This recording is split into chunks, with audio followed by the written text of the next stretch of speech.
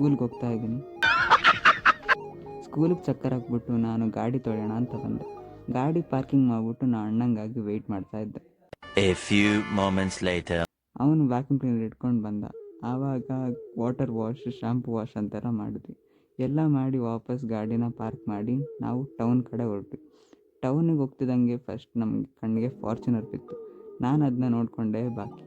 ಆಮೇಲೆ ಪಿಜ್ಜಾ ಹಟ್ಟಿಗೆ ಹೋದ್ವಿ. Pizza ಹಟ್ಟಲ್ಲಿ pizza ಎಲ್ಲ ಆರ್ಡರ್ ಮಾಡಿದ್ವಿ. ಊಟ ಒಂಚೂರು ಚೆನ್ನಾಗಿರಲಿಲ್ಲ. ಆದರೂ ಏನೂ ಗತಿ ಇಲ್ಲ ಅಂದ್ಕೊಂಡು ಪಿಜ್ಜಾ ತಿಂದ್ವಿ. ನೆಕ್ಸ್ಟ್ ಪಟಾಕಿ ತಗೊಳ್ಳುವ ಅಂತ ನಮ್ಮ ಸ್ಕೂಲ್ ಕಡೆ ಹೊರಟ್ವಿ. ಅಲ್ಲಿ ನೋಡಿದ್ರೆ ಟ್ರಾಫಿಕ್ ಫುಲ್ ಉದ್ದ ಇತ್ತು. ಕೊನೆಗೂ ಪಟಾಕಿ ತೊಗೊಂಡು ಮನೆಗೆ ಆಟೋದಲ್ಲಿ ಹೋದ್ವಿ. ಅಲ್ಲಿ ಹೋಗಿದ್ದಂಗೆ ಅಮ್ಮ ವಾಪಸ್ ಟೌನಿಗೆ ಕಳಿಸಿದ್ರು.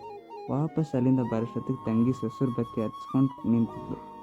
ಅಷ್ಟೊತ್ತಿಗೆ ನಮ್ಮ ಅಣ್ಣಂದರು ಬಂದರು. ಊಟಕ್ಕಂತ ಕೂತಿ ಊಟ ಎಲ್ಲ ಮುಗಿಸ್ಕೊಂಡು ಅವರೆಲ್ಲ ಹೊರಟು ನೆಕ್ಸ್ಟ್ ನಮ್ಮ ಪಯಣ ನಿದ್ದೆ ಕಡೆಗೆ.